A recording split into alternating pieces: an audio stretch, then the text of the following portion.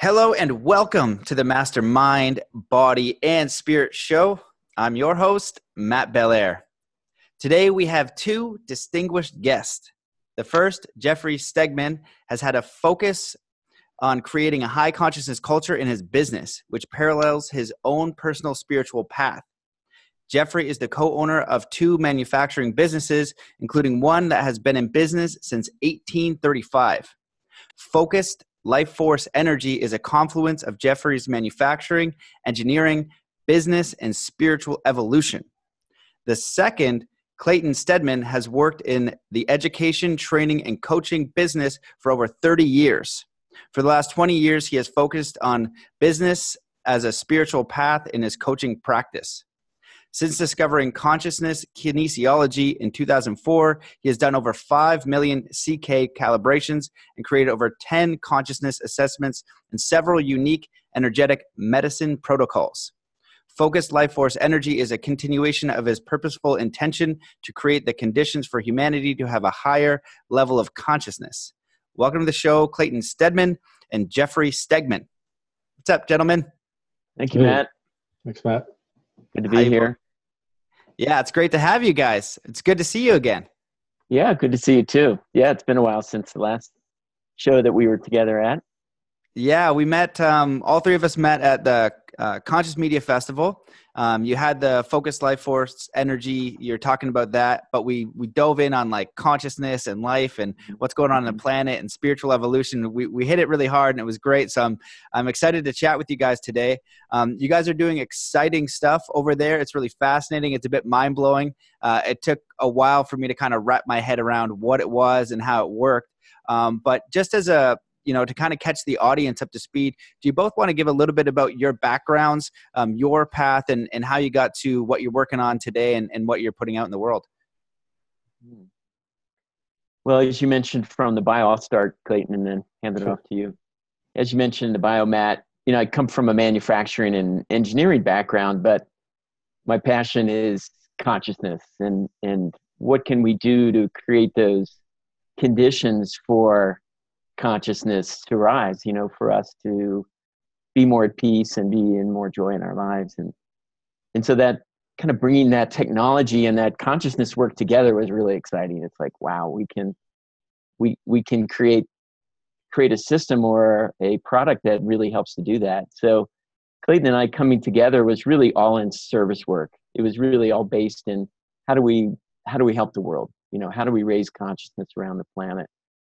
So Clayton discovered an inventor and a technology, and we worked together to develop it over time, and we just used it for service work, through 2012, kind of 2011 through to the December equinox in 2012, just doing what we could to support that transition that many felt was coming, and there was just a lot of energy moving and a lot of places on the earth that we could assist to rise or support to rise.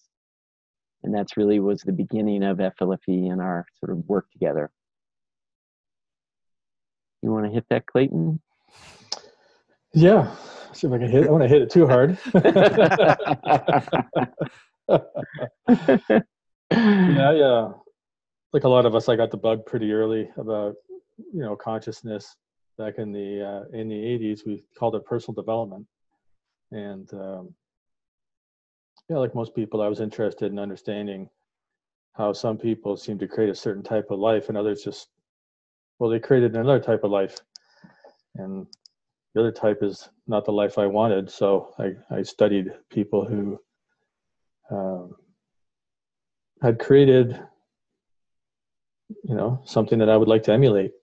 And I got into coaching pretty early. I got into the education and training business in about 1984. So I've been in the business now, the industry, probably 34 years, coming on 35. Worked for personal development trainers and private schools mostly. I was interested in running a private school that was based upon a philosophical organization that I was studying with back in the 80s. and that never turned out. But I really liked the school industry and the education process, and so I took up something called life skills coaches training because I really appreciated what life skills coaches were doing for the students in the school. And then that turned into a personal coaching practice back in about 95. And I really focused on business as a spiritual path for the first 10 years. And then once business as a spiritual path kind of combined the business schools that I was working for, the private business schools, and my spiritual interests. So I was told I had to create a niche when I got into the coaching business. So that's what it was. And then when I came across Hawkins' work in 2004, that really changed things. I dove in pretty deeply, started a few study groups, and after 5 years and about 2.75 million calibrations, I finally kind of reverse engineered what I felt were the missing protocols in the first edition of Power versus Force. And then once the protocols came together, I created some assessments to help people measure their consciousness in different parts of their life. And then I created some energetic medicine tools, and Jeff and I met mid 2005, 2006, something around there. And I came across the technology 2007. That's the base of what we're using. And then with kinesiology, we refined it, and we started Focus Life Force Energy in September 24th, 2013. We just had our fifth anniversary here. Awesome. So that's a Cole's Notes version. Yeah. Cool. Cole's Notes. Well, you already opened up a can of worms, so I want to dive in. The first can. So can you talk about what the calibrations are? And then I'm just going to throw another one out because I want to hit it right away. But how do we measure our consciousness? I'm sure people would want to know that. So maybe I think going through the website, I think there's some stuff on there. But can you talk about the calibrations? Because that's fascinating. Yeah. So I guess one of the things Dr. Hawkins is known for is discovering that kinesiology is a non-local phenomena. That means, Matt, that if you are testing my consciousness wherever you are, I'm in Nelson, Jeff's in Colorado right now visiting somebody. So you could test Jeff's level of consciousness or my level of consciousness because kinesiology is a non-local phenomena. The way that kinesiology had primarily been used up to the point of Dr. Hawkins' discovery was it was used for nutrition. So like a supplement, I happen to have one here. So you'd put this in front of you and you would test if it made your body stronger or weaker. So the theory behind kinesiology is that, and Jeff and I were just talking about this before we came on, was that the body is connected to divinity at all times. And if we access the body's innate intelligence, we can bypass the mind's tendencies. That's the potential. And so Dr. Hawkins was at a lecture and seen during the lecture that kinesiology, as it was being used, I think it was a Dr. George Goodhart lecture, the kinesiology that was being used at the time is also a non-local phenomena, but it wasn't being taught that way.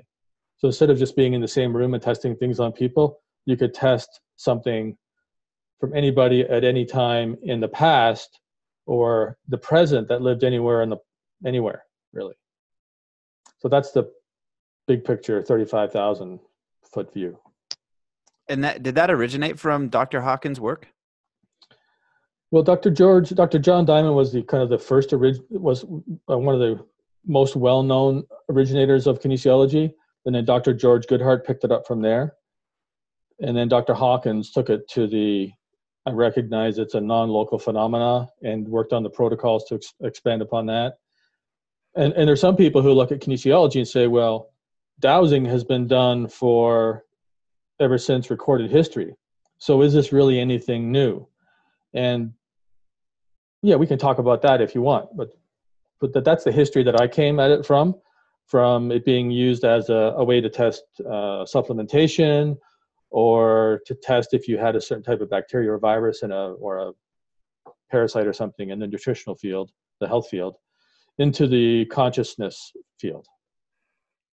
Got it. So, yeah.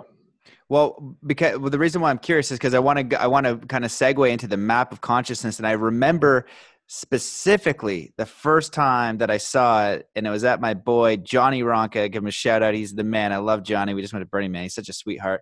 Has a company called Love on Revolution where it gamifies acts of kindness. So he needs to work harder on that because he's been slacking off. But basically, you have a bracelet, and you do an act of kindness, and you pass on that bracelet, and you can see how far it goes. It's friggin' simple, and it's brilliant, and Johnny's the man. But I saw it on his fridge when we were hanging out in Austin, and this was probably actually for the Conscious Media Festival because I was staying at his house, and that's where I met you boys. So there's a nice full circle as I talk my way around that. So I saw the map of consciousness, and I thought it was simple and brilliant, but it's also complicated. Do you guys want to like discuss that a little bit? And then kind of the segue is, you know, how do we measure where we're at, and this chart kind of shows you, and then how do we evolve and awaken? And you have something on your website about connecting to divinity, and I went through that and I was like, yeah, all this is pretty on point. So maybe we can kind of start with that, and I'll pop it up on my screen so people can see it. Either of you gentlemen.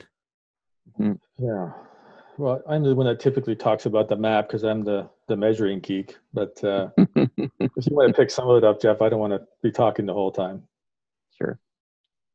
The only thing I would mention, Clayton, is just the way that we're testing is by making a statement and then testing whether the body is strong or weak, you know, in the presence of that statement. So if the statement is not true, the body's weak. If the statement's true, the body's strong. And that's the basis of kinesiology testing. So it's not a question, it would be a statement that you're making.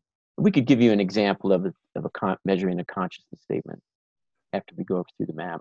Sure. Yeah. So I popped up the map so people can see, and you could also check out. Yeah, his I just recently got into his work. What's his first name again? It's Hawkins.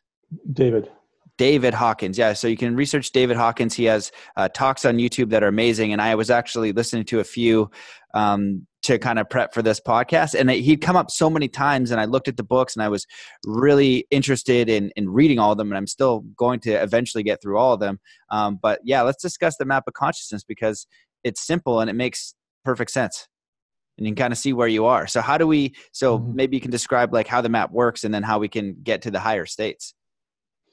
Sure. So I'll start off. So the map of consciousness starts from 0.00001, or almost an infinite number of zeros. It doesn't start from 0 because 0 is non-existent. So it starts at a very, very small number and it goes to infinity. So the one creator that created all, God, divinity, universal consciousness, that would calibrate at infinity on the Hawkins map. A lot of us are just familiar with the human domain. So the human domain is a 1 to 1,000. And the map does go to infinity, as I said, and like the archangels, the archangels would calibrate from 50,000 up. So let's say you had Archangel Cryon, Archangel Michael, Archangel Raphael, Uriel, Gabriel, all the classic archangels. You can scale all those on the Hawkins map.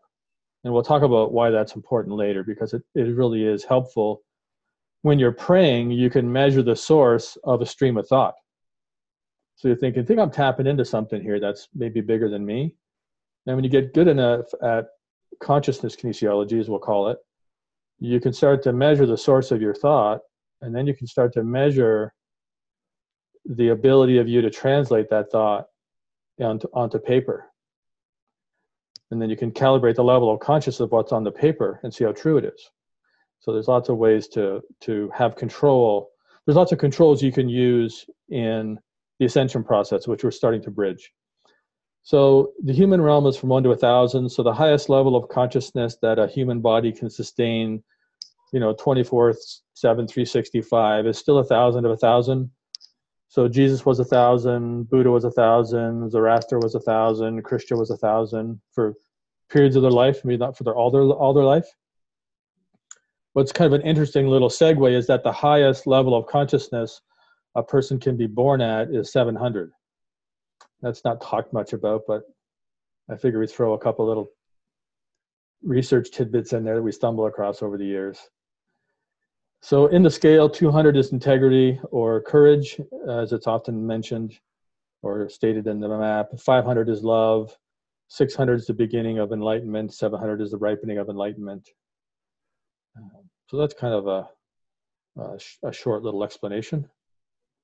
And do you have any idea how he came up with those numbers? Because I heard him talking about it in his talk. It's like, how in the world did you, and do you guys know a little bit about his work? Like he had some sort of like very fascinating and intense experience to kind of level him up to like a whole nother scale and kind of bring this out. Like, are you guys aware of that? Like the details of that? Yeah, he had a near-death experience, and he went in that experience. I've actually done an analysis of his life where I've tested his level of consciousness and his integrated level. So the integrated level is a level you don't go below a certain amount of time.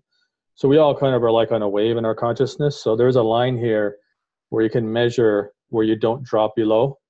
And that's a good indicator to see how quickly you're growing, because if you're growing really quickly, you'll have a little more fluctuation. So if you measure the level of consciousness and the integrated level at the bottom of the wave, and then you measure how functional you are, it can tell you a lot about a person. So when Hawkins had his near-death experience, he went up like 400 points in an instant. Yeah, about 400. So he went from around 450, 450, depending on how long you measure the consciousness over, to about 850. And it took him about 7 years to integrate that, because when you go up in consciousness that quickly, the nervous system isn't adapted to hold that much energy. So oftentimes when people make a big jump in consciousness, they will have to spend a few years not doing very much. So we call it bench time, as a kind of a slang word. You just spend a couple of years on the bench because you're just not that functional. So that's a classic experience in the traditional spiritual literature. I would throw in on the map too that each point upwards is 10 times more energy. So, when you look at the map, the lower levels, they're lower energy levels of consciousness or states of being. And then as you move, up into the higher levels, there's more energy present. So there's more power to co-create, to do things, and there's some people that are very high, very few on the planet that live their life at 850 or 840 on the Hawkins map. And it's just an extraordinary amount of power in their life. And what they're creating is really extraordinary. So when for Dr. David Hawkins to jump 400 points at once, each one of those points is 10 times more energy in the system. That's intense. Well, yeah. So I don't know if you guys can explain like how exactly it's measured. Like I'm curious about that, but I find it fascinating that the lowest you can go is shame. And I recently did a podcast with Kim Fisk, who wrote a book, The Monster Under Your Bed, The Underlying Lie That Drives Us. And when you get down to the lowest, it's shame. We have this like shame we're going around with and we can't get rid of it. And so, if you look at society and you kind of go up the same shame, guilt, which we, like you got the Catholic guilt, you've got all kinds of guilt. You got guilt for not being tall enough, guilt for not being pretty enough, whatever the heck, baloney is going on, guilt for not getting enough likes, you're not cool enough. So you got grief, and then fear is still like better. Desire, anger, pride, and we're still on the weak force. And then we get up to courage, neutrality, acceptance, reason, love, joy, peace, enlightenment. And that just makes sense that one of them feels better. If I kind of divert a little bit, if you're at that lower stage, right? And so many of us are in fear and we're in the monkey mind, and you wake up and I think that it's this underlying thing as well for survival, because our consciousness is here to keep us alive. We look both ways. That's what the ego's for. It's like you look left, you look right, you don't kill the body, but the ego can in trying to help us do the job, get the money, and survive. We're stuck in this loop where like we got to get more money, we got to stack more chestnuts, in the tree, right? More cash in the bank, so that way we are guaranteed to be able to go buy food and be indoors. And we get stuck in this like fear cycle, this operating system that we can move beyond, and it's very challenging. So I'm just curious if maybe you guys could offer some thoughts on some encouragement or some tips or some exercises, because you have some great stuff on the website on like how we would move up there and start to get out of that.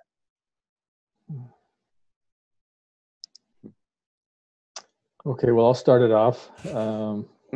I've done a lot of research on energetic medicine. So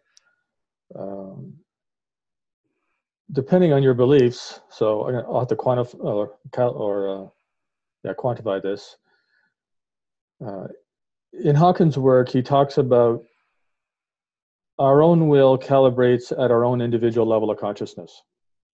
So let's say we're 190. So our will would be at a 190 level of consciousness. If we're at 500, then our will is at 500.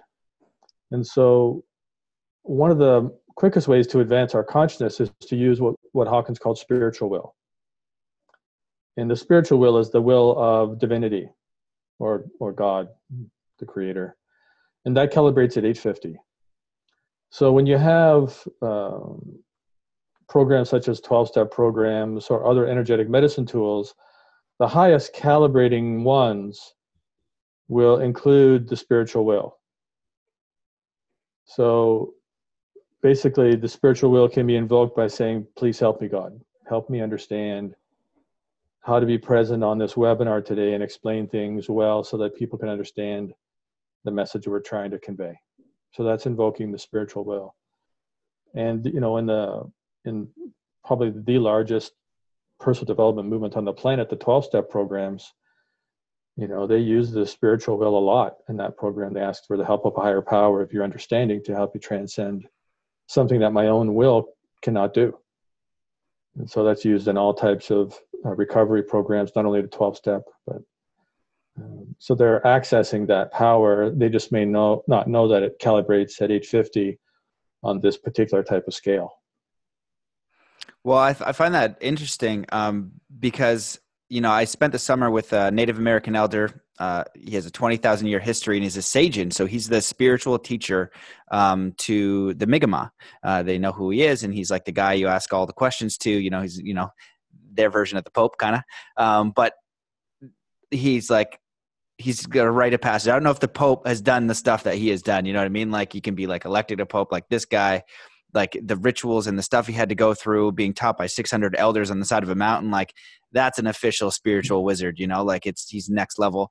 And one of the things he said, you know, he's always asked by different people is just like, how do you connect with spirit? How do you talk to spirit? He's like, you just have to talk. You just got to ask because you have two spirit guides, but you're a closed system. So you need to like write it out and say it out loud. Then they can help you. And when I had, I'm blanking on his name. Tim Shields on the podcast as well. He said, my life changed the second I started journaling every single day and writing it down. And he's like, I traveled, I had enough for a one-way ticket, to write my book. And he's like, all of this magic happened. But he's like, the point that I found was he started to ask and write it down on a daily basis to activate whatever type of energy that is. And it's like a must, it's a foundational thing. And just do that thing. You know, just write it down. Just ask. It says in the Bible too, a bunch of stuff like that, right? Asking it is given. You got to speak it out loud. Things like that. So it all seems to be congruent and different findings of why you would use that one principle of just asking. So maybe you guys can continue on if you want to add something else. But I just wanted to just share that. Yeah, that's a practice I do is speaking it out loud, and I often do it in the car when I'm driving. You know, driving to work or driving somewhere. Is, you know, where's the sticky point in my life right now? Like what's causing me friction or distress or stress in some way? And, you know, I'll start talking about it, like asking for help to transcend it, asking for peace. And that speaking it out loud just seems to clear things so much more quickly. And, you know, asking a higher power. And in my case, I don't mind the God word, so I use God to ask for help. And that then asking also for help in transcendence, like what are the various factors that are part of this issue? You know, is it this lifetime? Is it previous lifetimes? And then asking for those karmas, if it is previous lifetime, if it is karma, for that to be cleared. And I think we all have the power to do that, to ask for and receive, you know, help to do that. In fact, you know, those guides around us, those beings around us are waiting for us to ask. So that's my practice. Yep, 100% agree. And so I guess this leads me into like the question I want to ask, because you guys have some stuff on the website, guidelines to basically personal development. They're very simple, and it's how to connect to divinity. I don't know if that's how you worded it. It might be, but I love that wording. So how can we connect to divinity and God? And may as well, while I'm talking about it, what is God to you guys? Like, what's your belief around God or consciousness or the higher power? And how do we connect to that thing, you know? The thing, I say it's like the thing breathing you when you sleep, and make sure you don't die. It's growing the trees, you know, it's nature, it's all that. And that's for me. So I'm just curious what you guys feel about that. You want to start with that one, Clayton? Why don't you pick it up? And I've been talking a lot, so we'll take turns. Yeah. So the practice that we've developed together, Clayton and I, in the business, and together just doing personal work, and then I use it all the time myself for personal work, or when I'm getting together with a small group of people, is creating sacred space. So it's just universal throughout traditions of opening up a field or opening up a sacred space. And, you know, in some traditions, it's calling in the directions. And for us, we developed a process that we use for that. That is calling, it's a way of calling in the directions, but it's really calling in the flow of energy through the realms into us, into the field that is around us all the time. So we tend to think in terms of consciousness fields. So and you can measure the size of the field around you, the level of consciousness of it. So what we tend to do as we start a meeting, is we create a field, and we did that before we started the webinar today. So, you know, it's calling in this flow of energy through the realms, asking for help in raising the consciousness of the field that each of us have around us, and the field that we create together in a group. In this case, the three of us together, and everyone that's watching is creating a field together, you know, all over the world. And so asking for help to raise the level of consciousness or the energy present in that field. So as it rises, the level of consciousness, the energy, the vibration of the field rises, then our access individually to truth at high levels of energy or vibration, you know, is more there for us. So we create that field, and then when we're done, we consciously close it. So that's part of many traditions, is you know, closing the sacred space, so we're not leaking or you know, just letting it sort of drift away. So you're opening and closing, in that container that you build for yourself in a group. You know, and Clayton and I have built, as we do this research and do the business, that container kind of grows and grows over time, and it gets stronger and higher consciousness. So then as you know, call in directions or whatever works for you over and over again, and you have that process that you keep working, that container then serves you to access truth and divinity in, you know, whatever form you can. I love that idea. It makes me just think about, you know, going about your day, just being a little bit more conscious and aware. And like your process is, you know, as you, like, the day is sacred, you know, like you have these times of like remembering and coming back to presence. And I remember when I was studying Jesus and the Essenes, one of the things that I took was that the Essenes set intention. It was like 7 times a day. Or so, I don't remember exactly what the number was, but they continuously set intention. And that's one of the things that we can do and control. We're not constantly setting intention. So I think that's just like a simple and powerful practice that kind of loops into, you know, what you were talking about. So I just want to add that. Clayton, you want to, sorry, go ahead. Yeah. Well, a lot of people think, well, why don't you just open the field in the morning and leave it open all day, you know? And what we find is that it takes energy to maintain a sacred space. It takes intention, and it takes a focus. And we can have a degree of that, of course, all day long, but to have a really high field where you're focused on that experience, to have that same quality until you become the master, you have to open and close the field. And then otherwise your nervous system has a difficult time holding that level of consciousness all day long. Then eventually you get to the point where you are that person. But until you're there, we've just found that most people become exhausted if they try to keep a ritual space open indefinitely. So that's something we're considering. I know your question was about how you create a connection, and you know, we get to be sticklers with words around the office, because when we write programs to put into the technology, they're at like 999 out of 1,000, right? So the language has to be so precise. We've learned over the years to just be kind of picky about our language. So I don't want to pick apart your language, but when you said to create connection with divinity, it's like we're always connected, right? It's maybe probably, you know, what you were attending was, how do we increase our connection? Maybe how do we manage it, as to Jeff was saying, but we're always connected. And that's something that, you know, probably good for all of us to be reminded of. I'm not saying I remember that all the time, but with kinesiology, because we do so much of it, and because it transcends the mind and reminds us that our body is always connected, it's just becomes more and more part of your regular day awareness that, yeah, the part of us is connected. And so how do we have that ego, you know, create enough chestnuts in the tree so we have a reasonable reserve, right? But at some point, more chestnuts aren't the answer. You know, you need a certain number of chestnuts for the winter, but then after that, it's like, that's just ego running wild. And it's money, it's cars, it's chestnut, you know, whatever it is, it's just the ego thinking that it's going to be safer if it accumulates more. And that's an illusion. And that's where we can use the mind. It's a great tool. We want to have it to look both ways before we cross the street, so the body stays alive. We want the mind to study nutrition and health and some of the things you talk about, Matt, so that the body is vital and supports us to evolve. And, you know, it's hard not to let the mind run the show.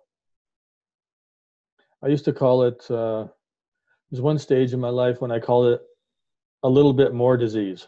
I always wanted a little bit more. I wanted a little nicer car, a little nicer holiday. I wanted a little nicer place. I wanted to make a little more money. It wasn't like big things that were getting me. It was the little things. I just wanted a little more of that and a little more.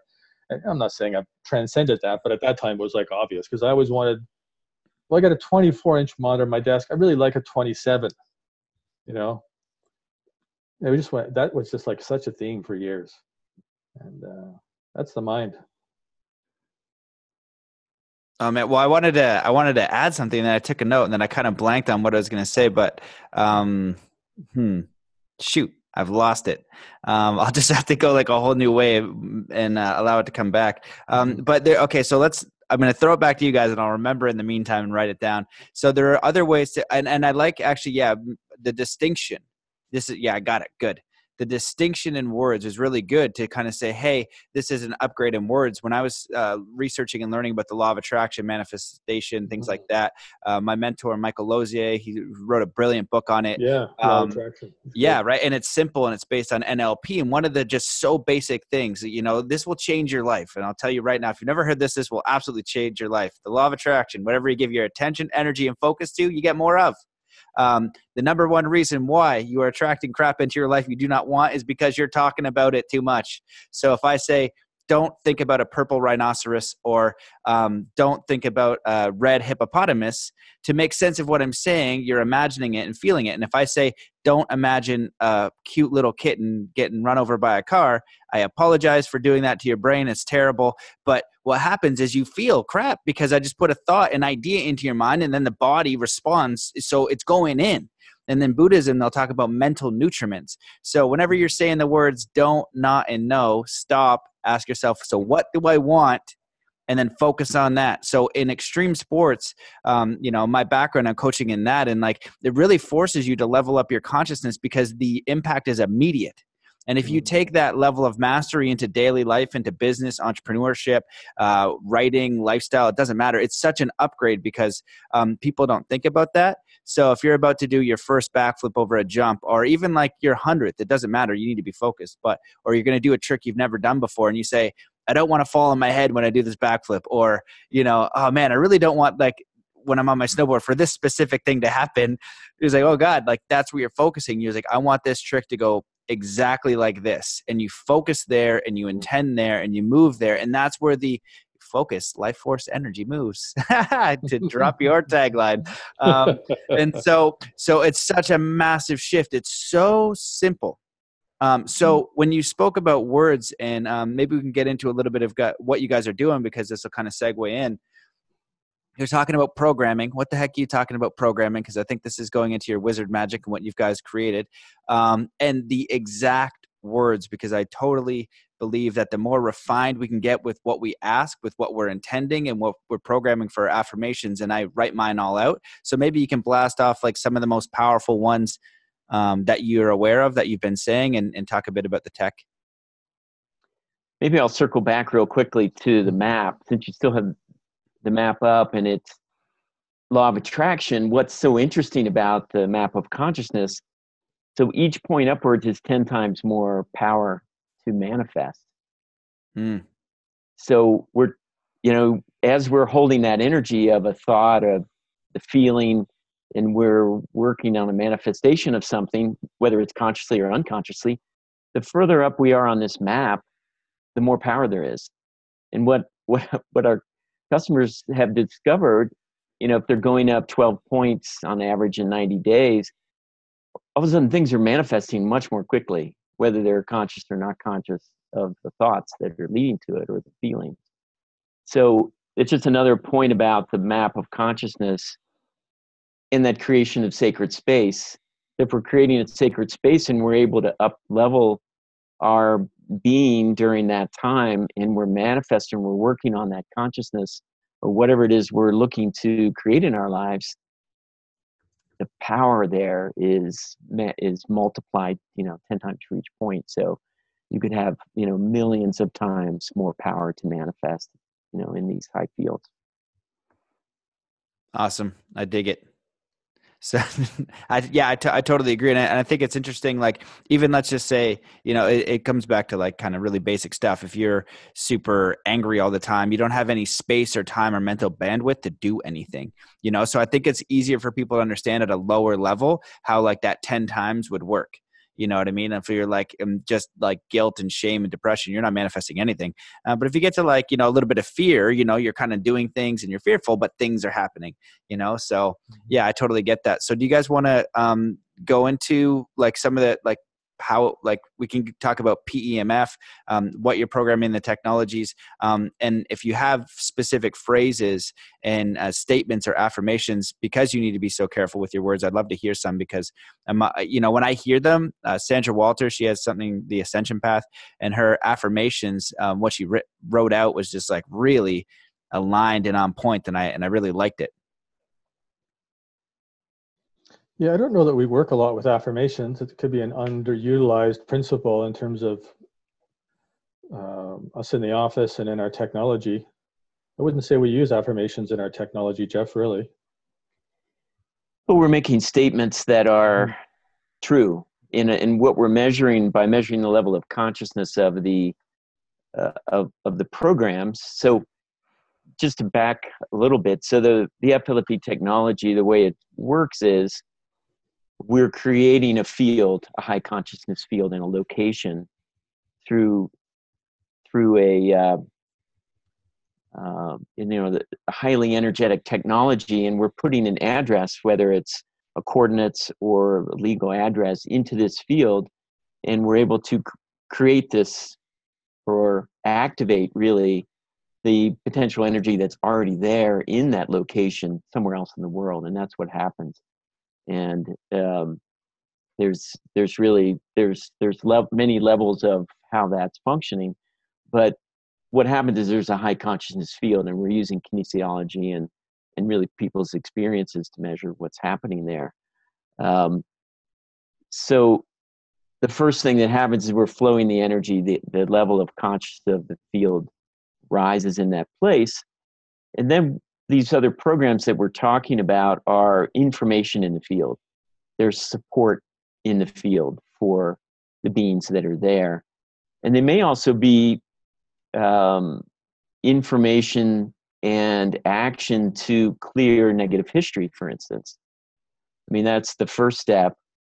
Is there's so much that's on the land on this planet, and of course every planet, where wars have happened. People have had a terrible experience of some sort, a loss, a witness of a murder, or whatever is happening. Concentration camps, where in Nazi Germany and Poland is something we focused on and did some service work on. Those areas hold that energy either in the crystals in the ground, building materials like drywall is full of crystal, concrete block. Those memories and thought forms can be present there, and it creates an environment that's is difficult to be in and is not conducive to raising your consciousness. So these programs that we write for those purposes, every word is defined. So the way we use every word, if it's not well defined, in the dictionaries we reference, then we created a definition that's a higher definition of truth for that word. And so, whether we're talking about geopathic stress on a land, which is, either chaotic energy or energy flow in a location, then we have to define that, very clearly. And,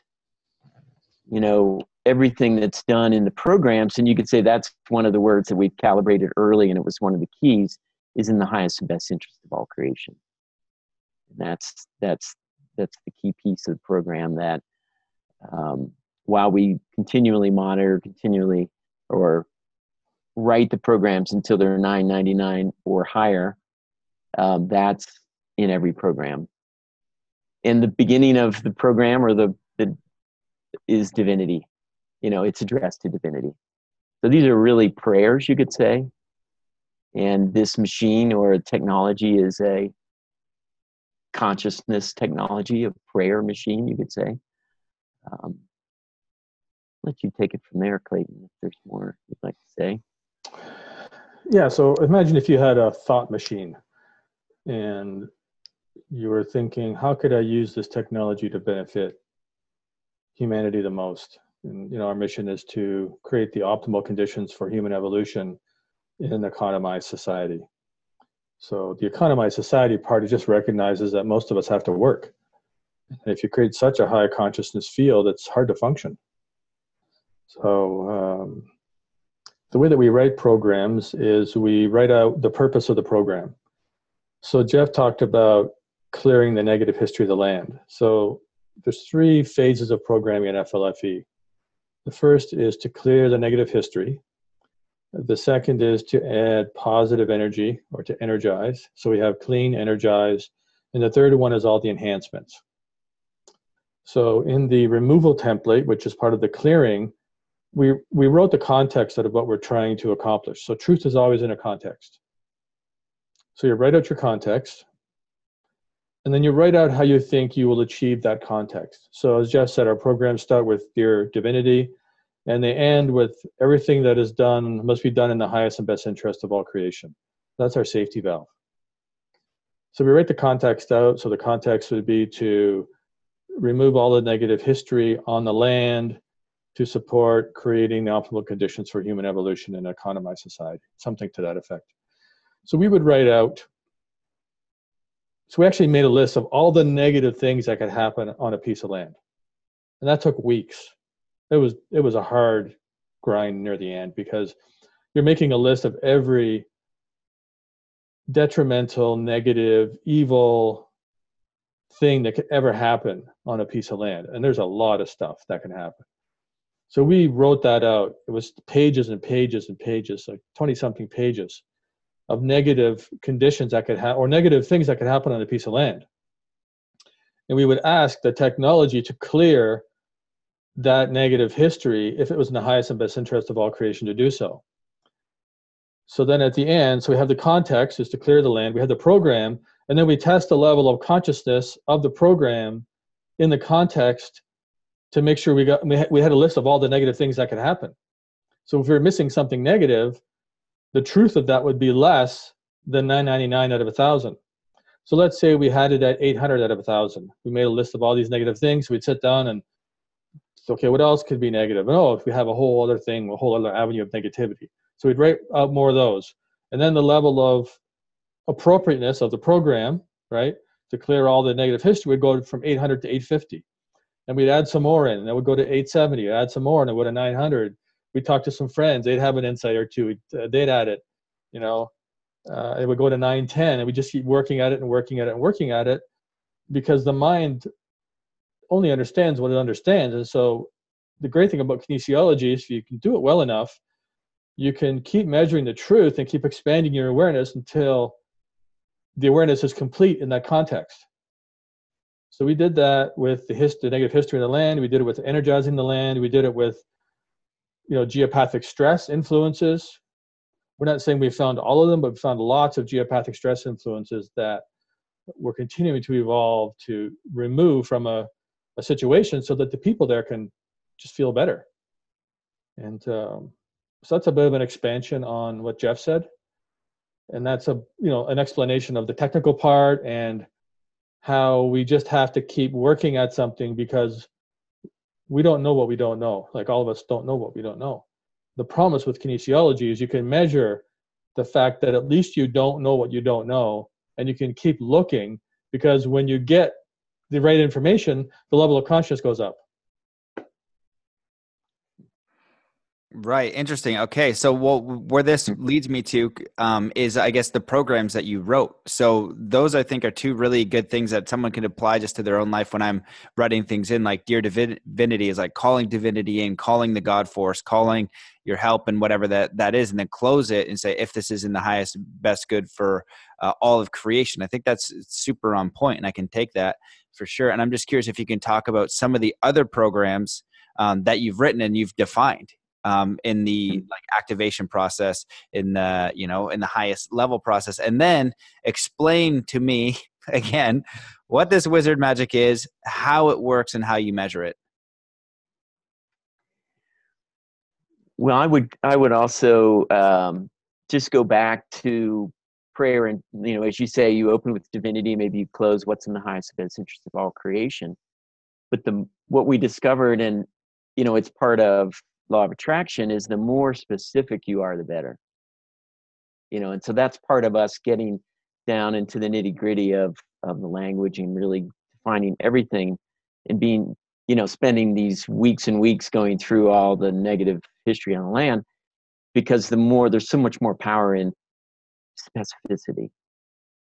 It's, the prayer, like, I want my life to be better, God. Well, what do you mean? Which parts? And how, and it's always and more, because your mind may not conceive what could be, what it could be. So, so some of the other programs, some of the other things that, so there's what we're looking to do is create a high consciousness space. We're looking to create the optimal conditions for us to evolve, for really all beings to evolve. So, what are the factors that are part of that? Well, we mentioned geopathic stress, the negative history on the land. Those are all the environmental pieces. Like, those negative thoughts, those negative feelings are influencing us. So we clear those away. And we do that in our own prayer and smudging. And there's ways to do this all yourself, through our own consciousness, through asking. We're looking to do it 24/7. And help people to do it with less energy on their part. So we definitely want to say that we can all do this. As human beings, we're immensely powerful, and we can clear, we can ask for help, we can heal the land through ceremony. There's many ways to do these things. But in creating that environment, or that cocoon or space of joy and love that we're looking to all create in our lives, health is part of it as well. So one of the things that was interesting we discovered or calibrated was, what's the limiting factor for humanity to evolve? Part of it is health, and your liver is one of the main pieces of that. And we don't make any health claims. All we do look to do is support the innate intelligence of the body to focus and evolve the body to support us to evolve in consciousness. So support of the liver is one of those very detailed, long, many pages long program that we have to support the body. And it's just giving energy and information in the field for our innate intelligence to focus on and say, okay, yeah, let's work on the liver. Liver's important. Let's clear it out. Let's, it's our main filtering organ because ascension is a physical process, as well as the spiritual process. So our body is evolving and healing so that we move to higher levels of consciousness. Our liver and kidneys need to be flushing that, taking those byproducts of cellular, regeneration out of our system. So we have a liver program and kidneys. And, so that's part of the field of support for the innate intelligence to do its thing. Yes. So another program would be relationships, Matt. So if we have a home subscription, we have a program to support the parents to get along well, and then to support the parents and the children, and then to look at the relationship between the mother and the child, or the father and the child, and the children with each other. And so we take those down and we write out the context. Okay, how do we support the two parents to get along in the best way? So we do research on a relationship, and we reference that in the programming.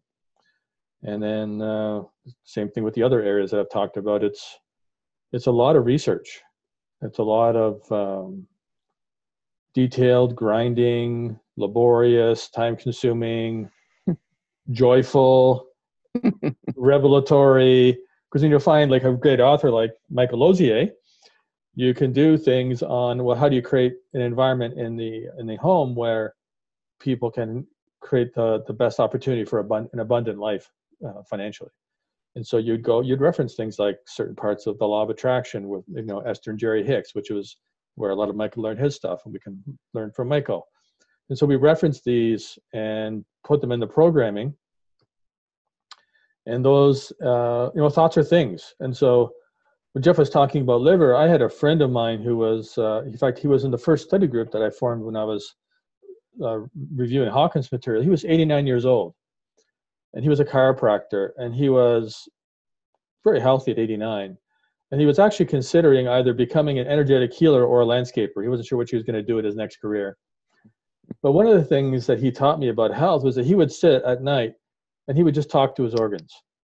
So he would say, "Oh, thank you, liver, for doing all the things you do today." And he'd have a little book about the liver. And so, "Thank you for producing good bile.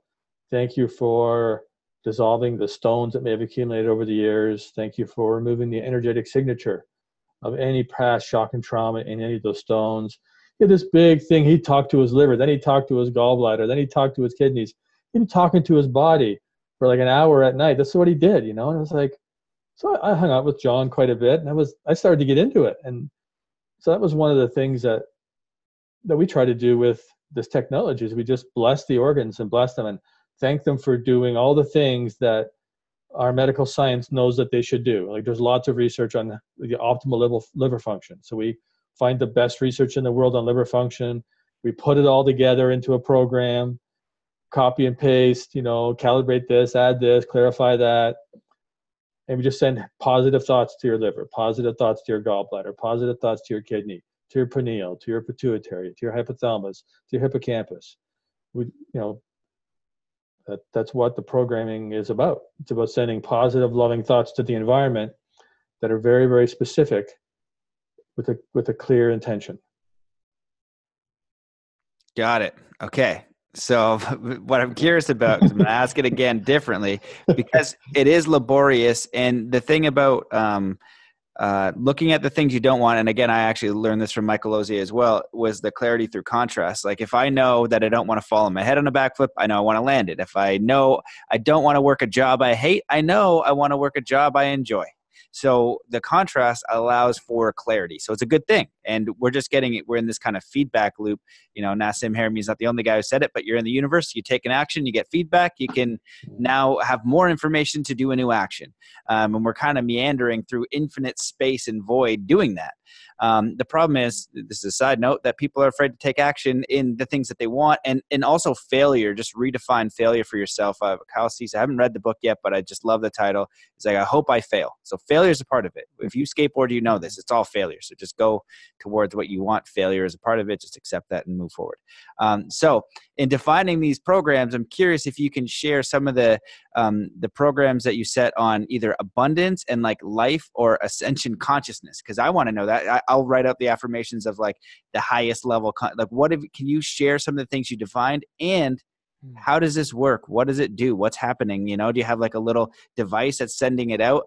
Because and I don't think you guys, if people are listening to this, I don't think they even know what it is we're talking about yet. So they might not know. So if you guys could define that, how it works, because, you know, it's just like I'm getting these vibes through the universe, but you explained it to me in a way that was helpful when I asked. So share, if you can, some of those clearly defined programs for abundance, spiritual awakening, and like the highest consciousness connection with all good things, if you have them.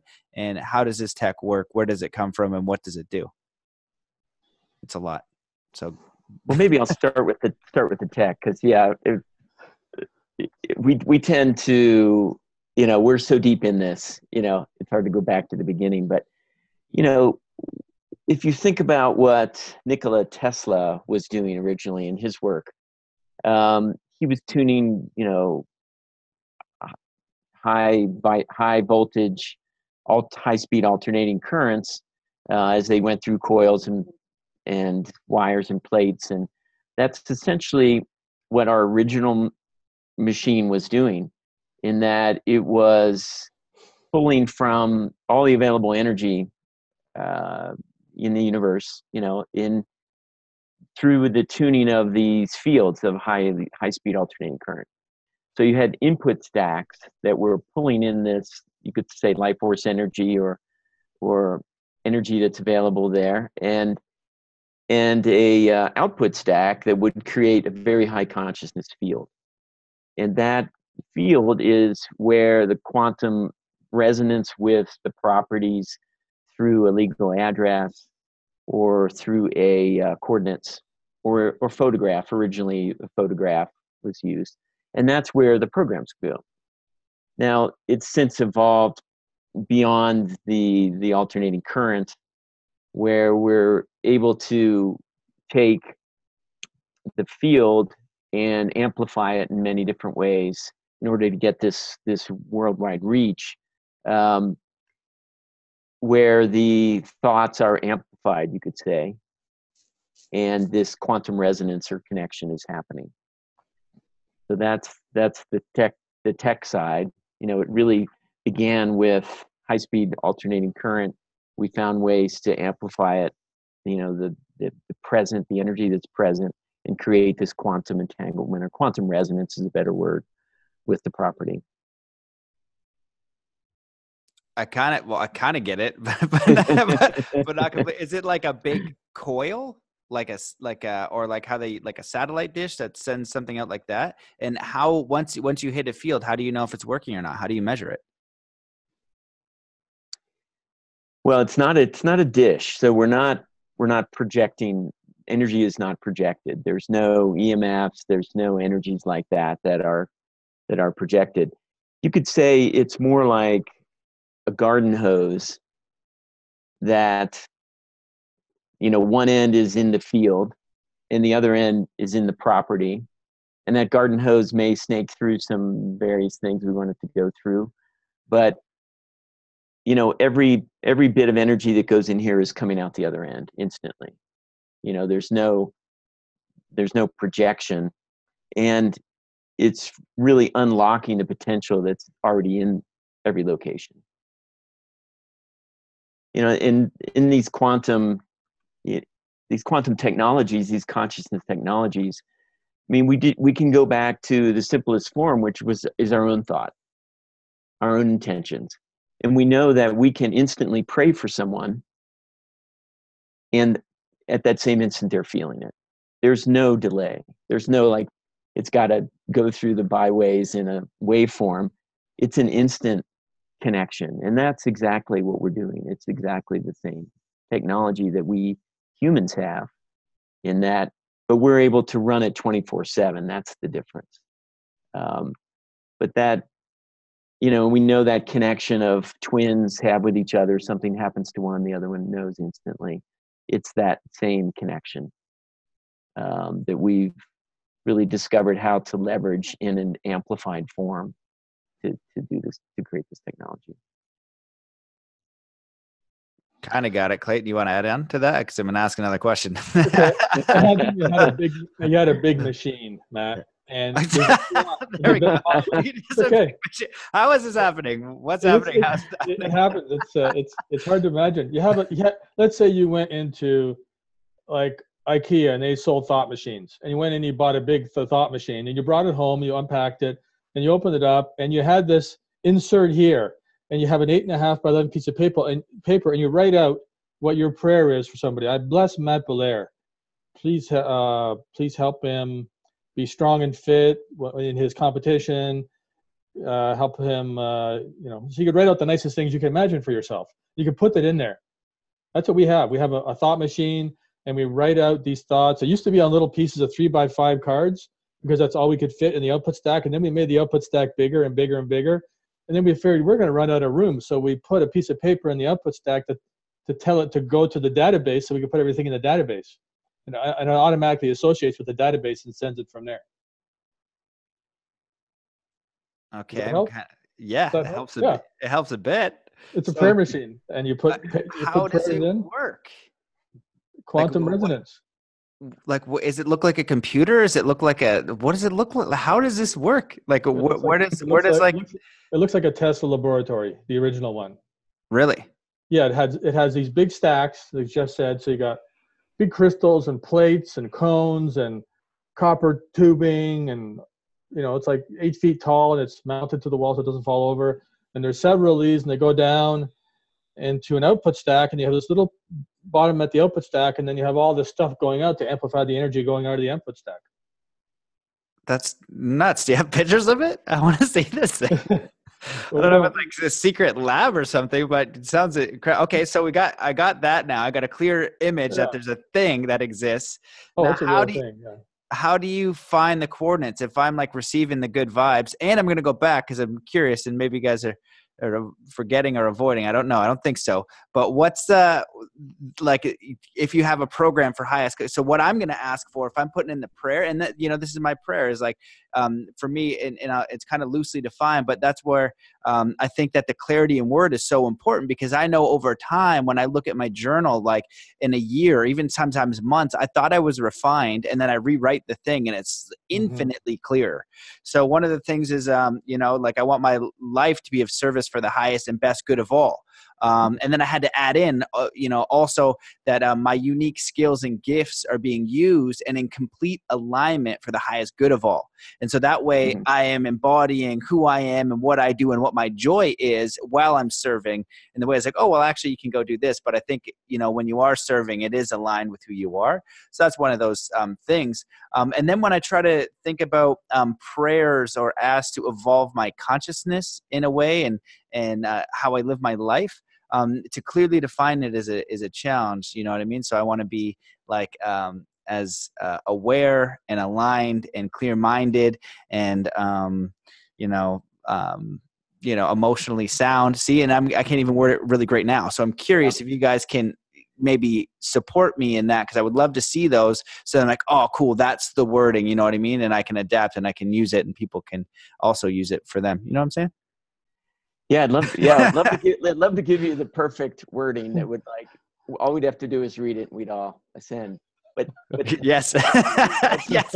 but I think what we're finding, which is so, even more fascinating, is that we all have that ability anyway. Like all that we're trying to do with this passion that we have, this FLFE, is create an environment that's free of restraints, and then let us do the work we're here to do, because we're all so powerful. If we can clear the deck of negative influences and create a high vibrating field that we're in, we naturally go. Like we had a customer recently who, it was just the right time. I mean, he had been doing his work all his life, and he put FLFE on his property. His pool went to 700 for some reason, which was, he would just get in his pool and just get so completely blissed out. But he just went on a tear of consciousness raising, because just once things got cleared away, his being, his connection just flowered. And I think we're all ready to go. We're all racehorses ready to go. And the environment, we're just looking to create the environment to let us be all that we can be. And I'm not sure it's so much about what's like the perfect statement. It's like, let's clear the deck of all the negative influences that are holding us back. Some of them are historic, some are, multi-lifetime, some are intentional, holding us back. Let's clear the deck, EMFs, all those influences. Let's clear the deck so that we can grow. Well, I hear what you're saying there. So maybe the programs, what you're talking about, is more about clearing. And to add on to your statement, the way that I kind of phrase it is that, like, you look at your computer and you've got like 1,000 programs running, and that's like your consciousness. You wake up and it's just like all the crap you got to do, and it goes nuts. And so you don't have any time, and you're getting bombarded, or like a fish in polluted water, you're getting all of this stuff that's throwing you way out of whack. And you actually don't even need anything. It's just that you're getting, all of this chaos and bombardment, and you just need to clear it out. Once it's cleared out, then you're just functioning as you should, and everything kind of takes care of itself. So, and the question that I was asking, maybe not the perfect statement, but when you guys are defining these programs and writing it out, so you're just focusing on the clearing? You haven't gone like, so for abundance, you know what I mean? You could say, I want $1 million. It's probably not like the most aligned statement. You could probably upgrade that. You know what I mean? I intend to have money flow to me easily through service to others or something. We're getting a little bit better. So I'm curious if you guys have defined any of that, or you're more focused on the clearing. Well, we have the clearing first, so we clear the negative energy. Then we have the enhancement. So once you clear, it's like painting your house. You wash the walls first before you paint, so you're not painting over dirt. And then you energize the environment, so you take up to 560. And then you put all the things in, like the best relationship, the best functioning of all the organs and glands, the best connection, the best capacity to connect with others. So I don't have off the top of my head the abundance formula that I could give you, but I think I can maybe give you something that will help. So here's a statement that's 1,000 of 1,000 in terms of abundance, and it's gratitude is the great multiplier of our good. Now, if you say gratitude is a great multiplier, it's not as high. I don't like to use the word that often, but that's one that I wanted to find out where gratitude fit into my relationship with life. So I did a lot of research on gratitude. So that's an affirmation that's 1,000 of 1,000. So if you're looking at increasing your abundance, you could just start writing out like what John did with his liver. Thank you.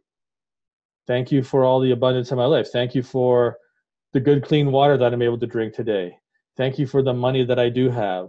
Thank you for the cell phone that works all the time. I've just taken it for granted most of the time. Thank you for this computer connection that's allowing us to talk today. So if you stay in a place of gratitude, you will probably stay or move up into the 500s if you're not there, into the 540s, into the 550s, which is unconditional love. And from that place, you become, as Jeff said, more and more powerful as a manifester. Because one person on the planet at 600, and there's only like maybe 13 or 14 people that live at 600 all the time on the planet, but one person at 600 counterbalances for 10 million people below 200. So if you're able to hold that much light, you're counterbalancing for millions and millions of people. So you're doing a great service just being in the world. That's amazing. Yeah, it's in the back of Hawkins' book, Power versus Force. I was going to make a joke and say you're welcome, but then I didn't want to seem conceited or like a teabag. Yes. Well, okay, that's interesting. And there we go. Now we're getting where I was trying to go. Okay. So that statement. So the statement is gratitude is the great multitude. Multiplier of our good. Oh, okay, cool. I got multiplier of our good. All right. That's what I'm talking about. And when you say that, it sounds true. Mm-hmm. I like it. It resonates. It sounds true. So 2 questions. 1, can you give me more of that good stuff? I want to know some of more of those true statements. 2, how in the baloney do you measure that? How do you know that? Like, how do you know it's like 1,000 of 1,000, 822? You know, what scale and measurement are you using? Because you could say, well, this is a 24. Like, how the heck do I know that? So I'll try to think of some other high statements, Jeff, if you want to explain how the measurement part goes. I don't know if I have any off the top of my head. Well, what we would do is write out the statement. So you have the statement on a piece of paper, and then you would measure the level of consciousness using kinesiology. And I should say that I also use dowsing. I use a pendulum. So you would make a statement like, see, I'm looking at that sentence. The level of consciousness of this sentence calibrates on the Hawkins scale at 200 or more. You know, measures as true. 300 or more measures true. You know, 900 or more measures as true. Maybe 1,000 or more measures as false. So then you go back, okay, 910 true, 920 true, 930 true, 940 false, 930 true again, 935 true, 936 true, 937 false. So that's how you arrive. You're making statements, and you're either checking with kinesiology, whether you're strong or weak with each statement, or in my case, I do use a pendulum, and I'm training my pendulum to circulate in a certain way when the statement's true and the other way when it's not true. And we haven't really talked about it, but there's all these protocols that Clayten developed or discovered in Hawkins' work and then developed as well to test yourself to make sure that first of all, your polarity hasn't switched and yes is no and no is yes. And that you're clear of restraints. So that your mind isn't in the way, that your karma isn't in the way of getting a good result in the testing. So it's very humbling, and you know, you'll test something, you think you have an answer, and you're testing whether you're free and clear, and you're not. You know, there's something in your history that's, you know, your mind's in the way. Got it. Okay. Now I'm putting all the pieces together, and so.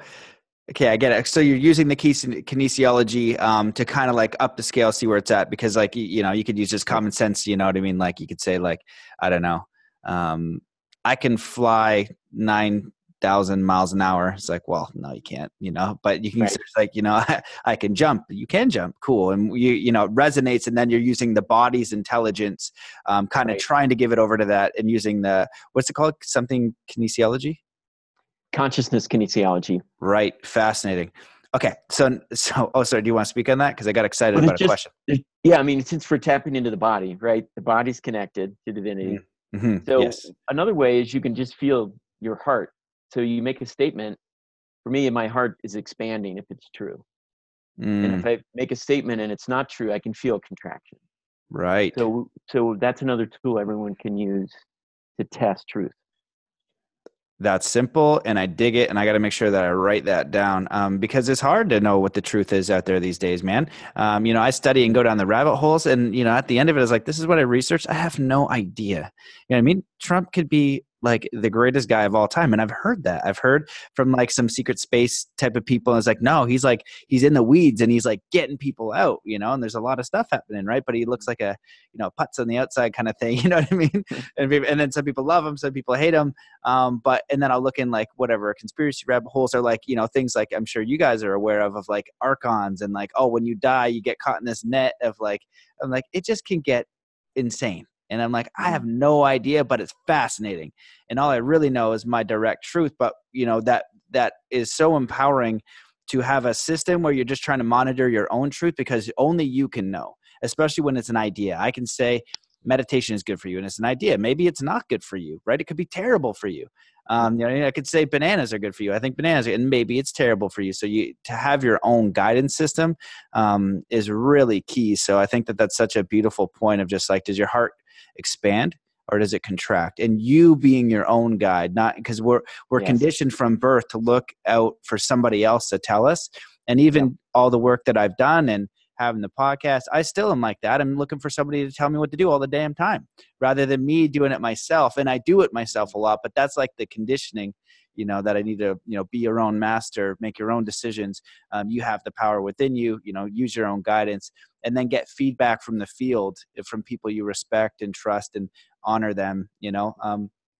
So as a little bit of a side note, so you can add on to that, but I like this thing about true statements. So can you make a true statement? What is the truest statement you can make about God? You guys thought about that? That's a question. That's an intense question. Well, Clayton, do you have one handy there? Well, I worked up a 1,000 of 1,000 forgiveness statement for you, Matt, and I put it in the chat. So we'll talk about this and how you measure the level of truth of this forgiveness statement, right? So the question you just had was, what was the most powerful? What was that? Just repeat the question again. What is the truest statement you can make about God? Well, I don't know that. I think there's a lot of really highly truthful statements I can make about God. So the way that I'm thinking about this now is, you could say God is all there is. That calibrates 1,000 of 1,000. You could say God is the one creator that's created all things. Maybe that calibrates 1,000 of 1,000. So you could have 500 statements about God that would calibrate at 1,000 of 1,000. So I think we probably need to dig into what you're trying to accomplish by what's the most powerful statement that you can make about God. And this is the kind of stuff that Jeff and I had to sort of talk about for hours, because we're trying to create an outcome, right? So the outcome is the context. What are you trying to achieve? So Matt, what are you trying to achieve by making that statement? I just thought it was an awesome question, because God is like... That's a great question. I'm not saying it isn't. I just, you turned on the squirrel and he's trying to grab the chestnut now, right? Yeah, no, it's just like, you know, because people are curious about that, right? You go into like spirituality, afterlife, and things like that, but it's so curious. We're not, that's not the right word, but like interesting to think about these things in depth, man. And this is why I have the podcast, and this is what I've been doing in my life, is trying to have conversations around meaning. And then, you know, it's brilliant to define the context and figure out what the outcome is. So yes, that's awesome. And you guys are doing that. So I think even on your website, if I haven't, I remember when we spoke, as like, you know, more education, and you guys put on some education on there, which I think is brilliant. And then as you guys define these statements, having them there somewhere, you know, where we can read through these true statements. So I'd love to hear the one on forgiveness. And then, you know, I kind of wrote out like, what is the truest, true statement. So you answered the God one easily, which was awesome. And then, so there could be multiple ones, but maybe it's just like, what's the true statement we can use to find peace each and every day? What's a true statement we can define to live our life's purpose, to have a happy life, to expand our consciousness and basically get into Buddha mind? What's the limit there? You know, can I get to a point where I'm like Jesus Christ consciousness and I float around on a cloud? Recently, I felt like it's possible, but more acceptance of like the limitation that I have, more acceptance of like, it's more around the perspective and the joy that I can bring into each moment as like imperfection. And I might not get to that space of, I'm just like literally the yogi on the cloud idea and it's all perfect in my mind, but maybe it can happen. And maybe people are there, but finding more peace and resonance with the way things are and who I am and where I am in the process, I feel is more aligned with that idea. So I just ranted a lot. Can you guys want to pick up and help me out? Yeah, I mean, when I read when I read Power versus Force, I thought, if kinesiology actually works the way that he's saying it can work, and that's the holy grail, because I can measure the truth of things. Everybody can measure the truth. There's no outside authority. There's no church. There's no corporation. There's no education system. There's no parent even. Not that, I'm not saying those are all bad, but you have your own connection to divinity, and you have your own connection to divinity, and you can access that in a verifiable, scientific manner. And it's not all about science. It's about sometimes just relaxing and being human. But when you're trying to find truth like you are, and like all of us are, how do you know what's true? So that's why I dedicated my life to understanding conscious kinesiology. It took me 5 years to figure out. I had to reverse engineer the protocols in Hawkins' work because I didn't feel like they were complete. So we can talk about that story, but I don't want to go down that rabbit hole. I just wanted to say that I hear you. Like, that's what we're all looking for. How do we know what the truth is? And then how do we live it and get out of our own way? I wish I could tell you in one sentence. I don't have the answer. What was the forgiveness statement, Clayton? Oh, well, you want to go to the next thing, Matt, or you want to just? Yeah, well, I'd love to know that statement, and if you want to, and if you got somewhere, I definitely want to know what that statement is. Yeah, sure. So I have a manifestation statement because we're talking about manifestation, and the history of this statement came out of studying energetic medicine. So I've created a couple of energetic medicine tools. They're both calibrated 1,000. I have 1,000. So in these energetic medicine tools, people express thoughts that help them clear the issue. That's what energetic medicine's about. So one of the most powerful things we can do is we can do forgiveness work, right? So if you say, I forgive myself for whatever I've done in this life or any other life that's holding me back from manifesting my intention. So let's say that calibrates at 550. I don't know exactly what it calibrates at. Let's just assume it calibrates 550. So if you say, I forgive myself and everyone else for anything that's ever happened, that's in this lifetime or any other, that's holding me back from manifesting my intention. So let's say that calibrates at 650. If you say, I forgive myself, everyone, and everything that's holding me back from manifesting my intention, let's say it calibrates at like 720. If you say, I forgive myself, everyone, and everything involved in this experience, including God, goes to like, say, 900. If you say, I forgive myself, everyone, and everything involved in this experience, including God, and I turn any of these issues over to my higher power to heal, that's 1,000 of 1,000. So that's what kinesiology can do. You can write out something, you can test its level of truth, you can add a thought and subtract a thought, and add a thought and subtract a thought, and you can test its level of consciousness. And, it took me 18 months and like 600,000 calibrations to get my first energetic medicine tool to 1,000 of 1,000. That was after 5 years of figuring out how to do the testing, because I didn't know all these things. You have to forgive yourself, everyone, and everything involved in its experience, including God. And then you turn it over to your higher power to heal, because our power is limited, but God's power is unlimited. So you have to forgive God, then turn it over to God, which may be a paradox in some people's mind, but there's no way to get it to 1,000 of 1,000 that I found without having all those thoughts.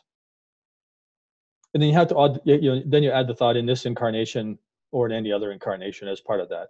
I didn't want to repeat that all and make it too kind of wordy, but I'll just send that to you there. It's in the chat, so you can take that, and so we could add in there in this incarnation and in any other incarnation.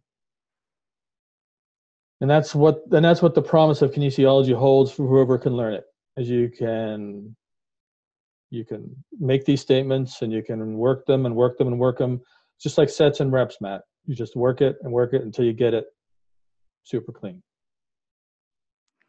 Okay, wow. Well, that's an awesome example. And what it makes me think of is the Apono Ono. Yeah. And there's some interesting studies on that. What's the process of that? I'm sorry, please forgive me. Mm-hmm. I love you, thank you. Something like that. Yeah, there's different versions of it. That's really close. Yeah. And so it's that power of forgiveness. And I think that there is massive, massive power in forgiveness. And that's an awesome statement. I'm curious, do you have a collection of these, like from you've gone to work, like it's like a PDF with all of these? And this is like the meat and potatoes that I'm talking about. This needs to be listed if you're putting all that time in, because when it gets clean, like it resonates. When you say a true statement, it resonates.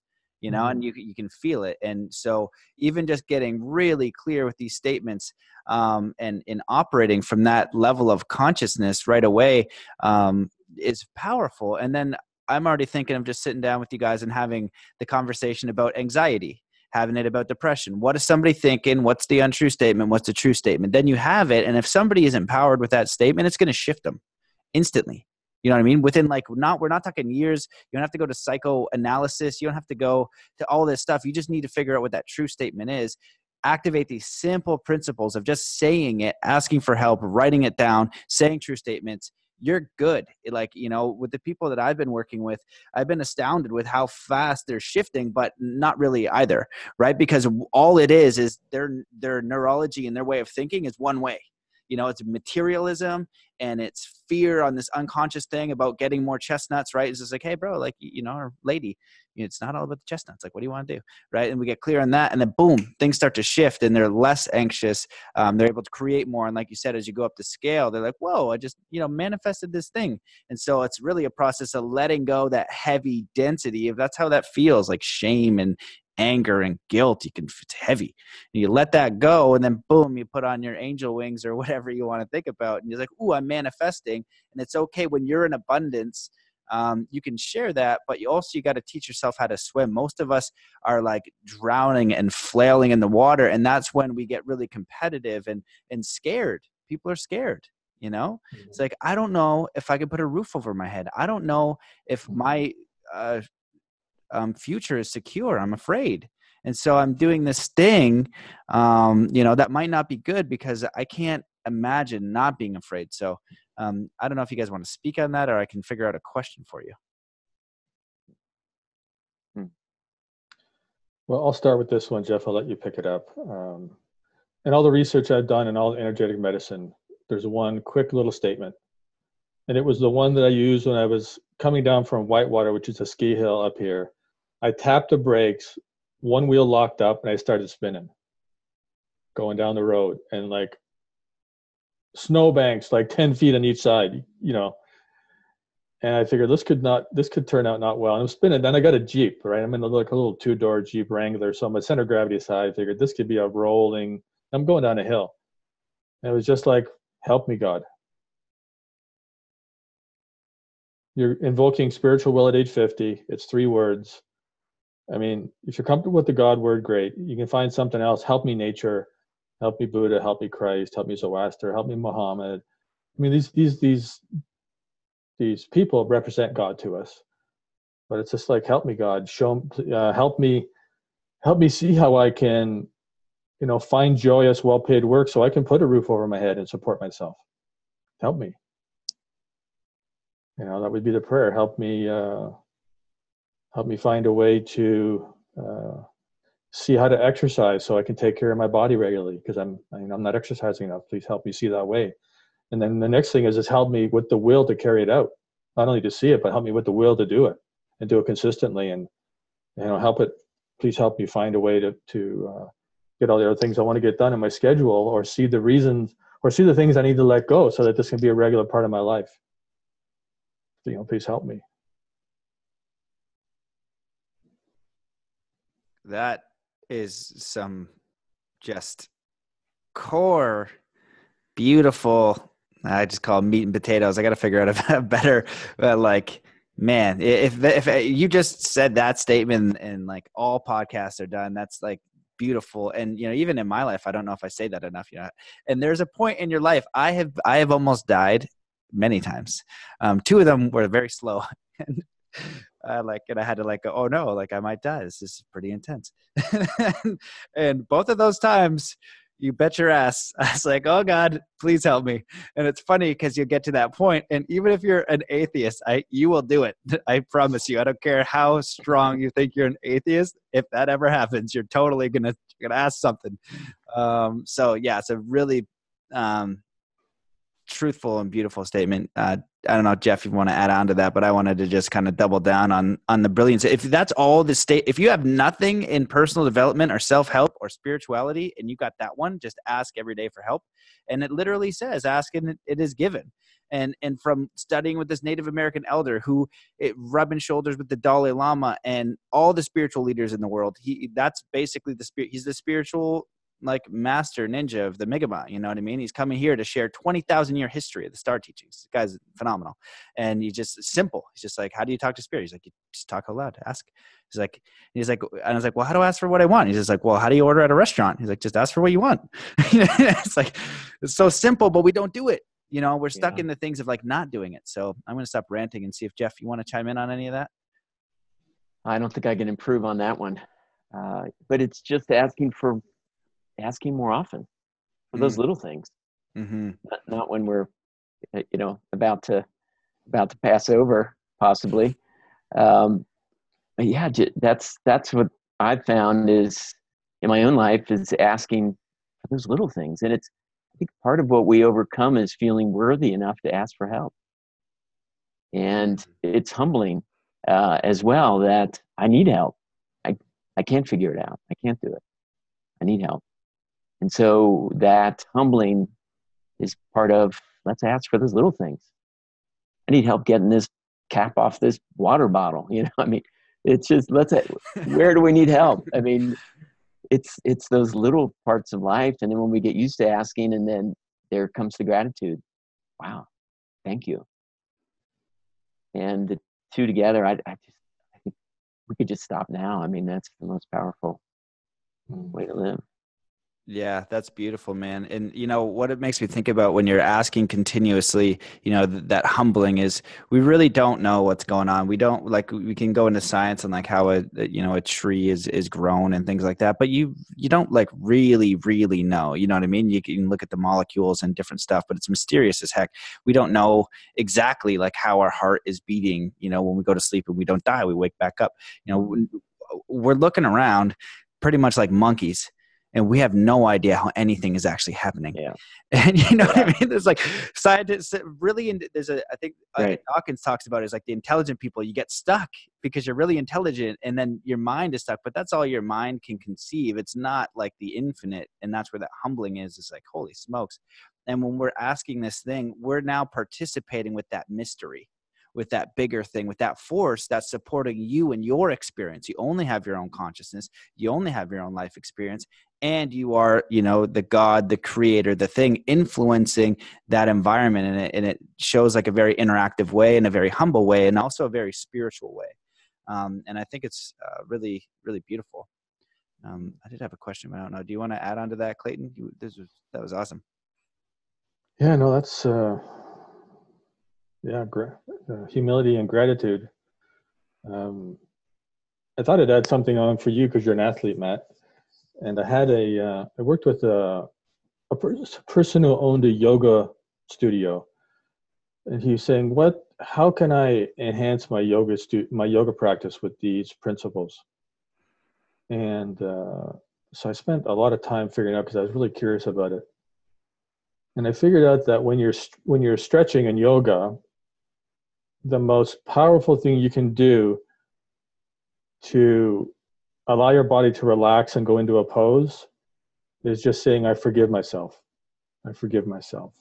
I forgive myself. That was the most powerful thing that I could figure out at the time to help. So you can try that as an athlete when you're stretching in particular. I don't know about weight training or strength or trying to exert yourself, but you're trying to relax and get into a pose.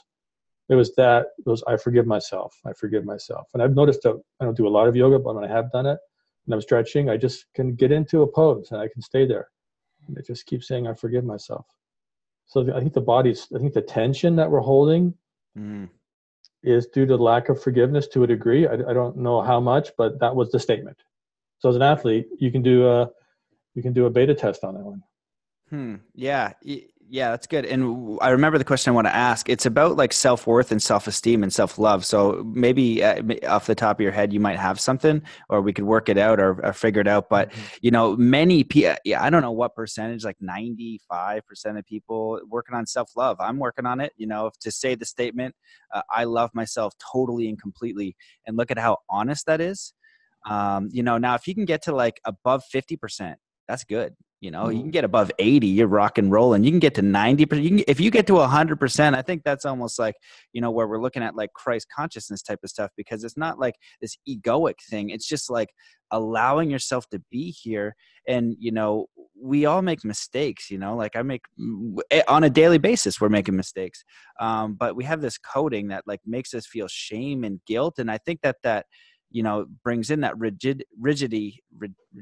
There we go. And that stiffness and the stretching, and the body holds it on, and it's not ideal. And I had this thought the other day, and I want to bring it up to you, gentlemen, as in my journal, doing the work, because, I'm, crappy to myself too. I'm doing the process. I've been hearing some nice compliments lately, and they're hard to take. People have just like this. I was interviewed on a podcast. He's like, I see you as a master.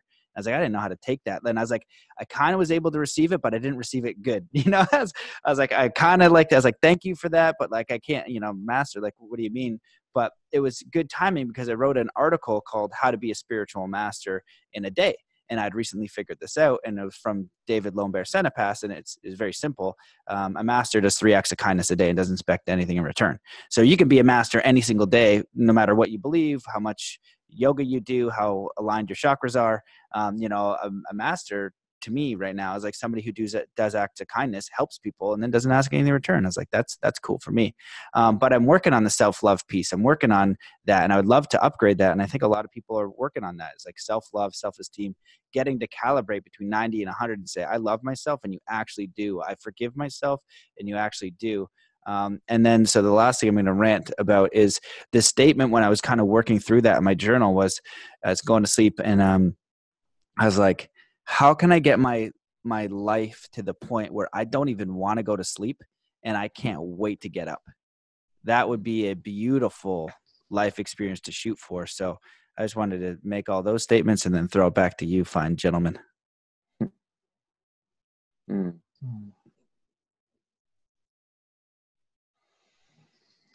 Well, while Matt was talking, I was writing and calibrating, Jeff. So why don't you just talk for a minute? I got 1,000 of 1,000 statement here, and I'll talk about the sequence.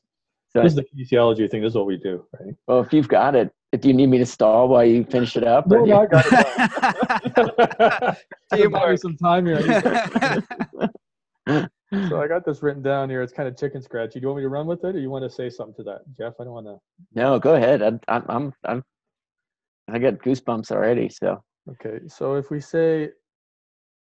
talking about what's the most powerful statement we can say to love ourselves, right? So if we say, I love myself, that's 500, right? If we say, I love myself just the way I am, let's assume that's about 550. I'd have to take the time to really test this out. I'm kind of doing it on the fly, but you can see the sequence of thought, right? I love myself. If you say, I love myself just the way I am, that's higher. If you say, I love and accept myself just the way I am, let's say that's like 600. I do have 1,001. I love, accept, and forgive myself just the way I am. So that's like 700. If you say, help me, Lord, to love, accept, and forgive myself just the way I am. That's 1,000. You're calling on the higher power to help you. So if you just say, help me, God, to love myself, maybe that's about like 600, right? So you need the love, accept, and forgive. Those are the triune kind of things, right? So if you say, help me, Lord, to love and forgive myself just the way I am. Yeah, I don't know. I'm getting a little bit, I'm starting to question that. I have to really probably take the time to pull this apart. Because typically when you call in the spiritual will, that statement calibrates over 850, right? So I'm kind of doing this on the fly. So because I know the principle of using spiritual will and how things calibrate high in energetic medicine, I'm going to assume that I need to go back and look at that data, because I would assume that when you would call in a higher power to help you, that statement would be over 850. So, I'm just trying to do this on the fly. I'm a little bit self-conscious, but you can see the delineation and how when you add enough things to make it complete, it's complete. But you don't want to have like a 500-word treatise. You just want to have the clear, concise, simple truth as fast as you can do it, so that when you need it, it's like, help me, God. Okay. Now that one you can remember. Could you say that again, Clayton, the full statement? I love, accept, and forgive myself. So help me, Lord, or help me, God, to love, accept, and forgive myself just the way I am. Yeah, boy, I can feel that one. Yeah, it sounds beautiful to me. Yeah. Tears start to come up. Yeah. So what we would do, Matt, is we would write these out and we would test them, and multiple people would test it before we ever put anything on paper. So we're really careful about that stuff, but we're just trying to do it on the fly. And just, for me, it's like, I'm always thinking, how do I create the incentive for people to study kinesiology? Because I know what it's done for me, and I know it's done for us in our company and our lives. And I'd like to see more people get really good at it. And we don't teach it. We're not doing that yet. We're just trying to do as much good with the information that we have. And, but I'd like to see more people learn kinesiology so they can unravel these things for themselves. Right. Because how else would you know? Like, what's the difference between one truth and another? At some point, it comes down to belief systems. Yeah. Yeah. And that statement, I'm glad you worked on that, because it's a, really beautiful and useful statement. And I just want to add in, we talked about it a little bit before, but those of you who are allergic to the word God, I don't think that it's your perception. You guys can correct me if you think, I'm not going to put words in your mouth. For me, when I was younger, I was raised Baptist, and I didn't like the idea of a bearded guy condemning me. You know what I mean? Grow a beard so I can go toe to toe with him. But it didn't make any sense that this guy was going to condemn me. You know what I mean? And then also condemn my friends and burn them in hell for all of eternity. That thought bugged me. So when I got older and I kept studying religion and consciousness and spirituality and God, I was always really connected to spirit and that kind of thing. And it's like, something about this story just feels off to me. And so, getting into the God now, like connecting back into the spirit, I think we've lost spirituality and that thing because of, old school religions. And it's okay if you're religious, have your own beliefs. I'm not trying to knock beliefs. I'm just trying to say that for me, in my own experience, that, God is beyond that human being. That message from a master, whether it's Jesus, Buddha, Krishna, Muhammad, whoever that was, they were embodying that mastery of connecting to that higher power, to nature, to the force, to will. And I can connect to that. But I was really, saying, okay, God, nature, like this mysterious thing that I'm in, I'm cool with that and calling that in. And I think that's really powerful. And we're not doing it because a lot of people were in a religious situation and they disconnected from that. There's something around, and that's where humans come in and they do human things. Even when you learn like martial arts, I've learned martial arts from masters. You know what I mean? It's my interpretation of a master. You're going to get a human to a human to a human. And you get that in a religion. It's like this connection to God, but we all have that. You know what I mean? It's nature. You go sit in the grass and you're connected to God. So I'm kind of rambling about that, but I think it's important because people are, not using it because they had an idea. Oh, you're raised Catholic. Oh, you're raised Baptist, or you're raised Muslim. Oh, you're raised like this. And I didn't, there's something about the story that didn't resonate. So they just knocked God because they associated it with the bearded guy or whatever the case is. Mhm. And I think that if we can kind of get past that, in my view, and connect to the source, the essence, that thing that beats your heart, the thing that beats a little girl's heart. You know what I mean? You look at a 4-year-old girl that's a Muslim, a Catholic, you know what I mean? A KKK, kid doesn't understand enough yet to be, whatever indoctrination she's about to get. They're pure, you know what I mean? They have that life force in them, and they're connected to God and spirit just as they are. They don't need a human idea in there to connect to divinity. They don't need to go through a process to do that. They already are, and you already are is also. Mhm. You guys want to add on to that? I didn't form a question, but I wanted to just share all that.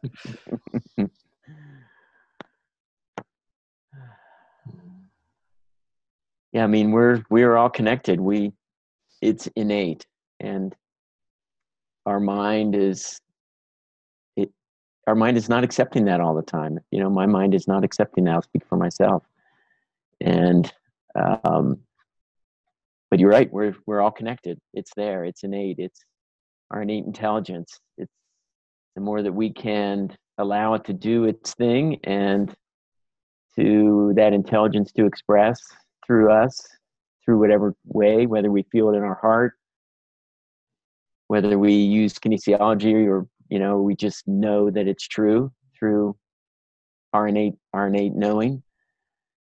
The more that we can tap into that, ask God's help, ask forgiveness, and then be grateful for it all to come forward. It's like we've kind of hit the high points here in this talk, and they're just basics. It's going back to the basics. And we've been in a high field for a long time. I don't know about you. I'm starting to I need to find my magnesium and my essential fatty acids, and nutrify my nerves.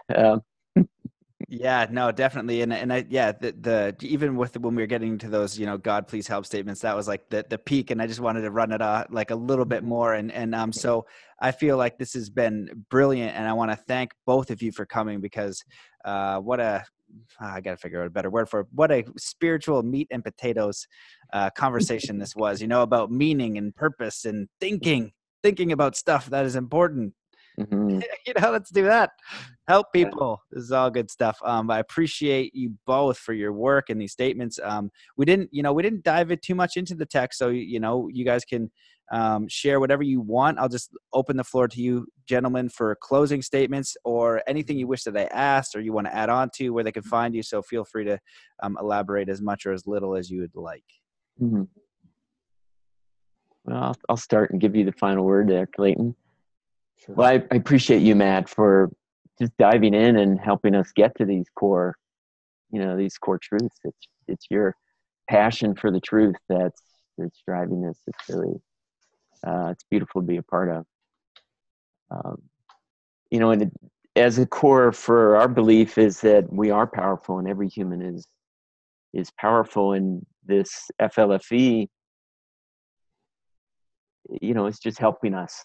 Helping create a field so we don't have to take as much energy to clear things out.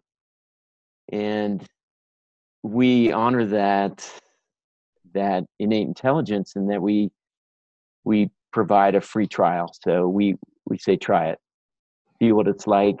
There's no credit cards, there's no obligation of any kind, and it's a gift really from us to try the field, be in it, and see what you think, and then do what you feel is best.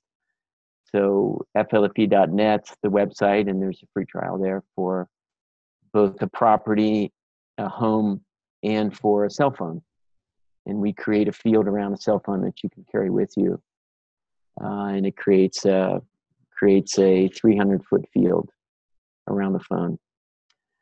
So we're just, again, just feel blessed to be a part of this meeting of the three of us, and really appreciate your just your exploration of what it means to be human, and try to move forward in this life. Thank you. Thank you too. Yeah, it's been amazing. Appreciate it. Appreciate both of you. Clayton? Yeah, I remember when we met at in Austin at the Conscious Media Festival, and we had a kind of a booth there, I guess you could say. We had a regular FLFE zone, and then we had an 850 FLFE zone. And, you know, Matt walked up and he was like, "Oh, what do you guys do?" We started talking, and right away it's like, "Yeah, let me try it." So there was like no pretense on your part. You were just willing to try it. And so I just appreciated your willingness at that time to see what it was about. And, you know, we had a good time talking about things. I think you might have sat in the different zones, but that's what I remember about you, is you're just willing to try something because you're committed to grow. And it was, you know, a lot of people at conferences, they're very hesitant. And yes, we have a booth and we understand that, you know, people are selling things there. And I have my own resistance to that process, selling and buying, but you just were very unpretentious and you just said, "Yeah, let me try it." So that was interesting. I remember that about you. And I guess this God thing, yeah, I mean, I'm not a Buddhist, but I do remember a Buddhist line that said, it's best not to use, a particular Buddhist saying that said, it's best not to use God because of all the things that have been done in history in the name of religion.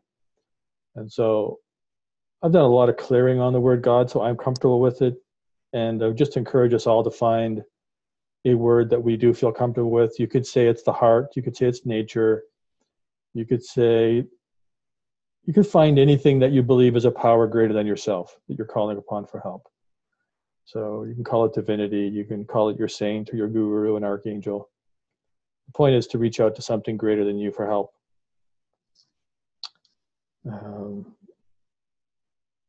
The reason we talk so much about kinesiology is because we have thousands of people in, I think, 40 plus countries around the world on our service, thousands and thousands. And people want to know that we're being careful, I think, and we're being conscientious about what we do because we have this powerful technology. And the stewardship of that is a big responsibility. And if we weren't good at kinesiology, I don't think I would want to do this business. I don't think people should have that much power to influence without really being able to get down and measure the truth of things. Now you can, maybe if we followed the perennial philosophies or the common themes throughout all religions and, you know, that are loving throughout history, we could probably do a decent job and do no harm. But to really do an extraordinary job, you need to find a way to measure what's the truth. And so that's why we talk so much about kinesiology, because it's our way of finding the truth. Now, you know, if we had this service and instead of us using kinesiology, we had 10 people sitting around meditating and everybody felt into their hearts what was truer than another, there would be some process of discernment you could come up with to help you get more and more refined with truth. That's just our process. There's many ways. I don't know if it's the ultimate way, but it's a way of helping bridge the Western mind with the Eastern experience of life. So we have numbers, we have quantifiable ways of backing up our assumptions about things. We make an assumption, we test if it's true, we do our research, we write it out, and eventually we get these elegant statements. So kinesiology doesn't have to diminish anybody else's experience of truth. It's just our way of doing it in a way that is as transparent as we can make it, because if you learn to do kinesiology, you can measure these things for yourself, and then you can trust your own connection. You don't have to rely on anybody else's, including ours. So it's the most transparent way we know to be judicious stewards of the technology. I'll just leave it at that. Awesome. Well, this has been a really great conversation. I appreciate both of you for coming on. I appreciate your work. I appreciate your intention, and I appreciate your mother effing action. A lot of people think about things and you want to do it and they're afraid to do it. Now, if you're not doing anything, it's okay, but you guys are taking action and I appreciate that. And you're doing the best you can. And that is awesome because we got to take action to make a change in our own lives. And we got to take action to make a change in the world. And when we start doing that as individuals and as communities, we will change the lives of others and we'll change this whole planet. You know, if you think about think about just like 10 years of everybody just working together. You know, I just use like Team Earth. You know, if aliens come down, they're like, hey guys, you know, just like stop murdering each other and trying to steal crap from each other. You know what I mean? And we come together and, you know, we would do like a whole Avengers thing, but we could have peace on this planet now. If we can just get out of that, like that fear, you know? And so I appreciate your intention and the integrity that you're choosing to hold and doing your best with the information you have to make a positive impact. That's, you know what I mean? That's the trifecta right there. Good job, gentlemen. So thanks for coming on. I invite everybody to check out their website. You guys gave me a link. I'll link it up in the show. And if you have any questions, reach out to me or the boys. So thank you, everybody, for watching. Thank you, gentlemen, for coming on. And we'll see everybody in the next one. Have an amazing day.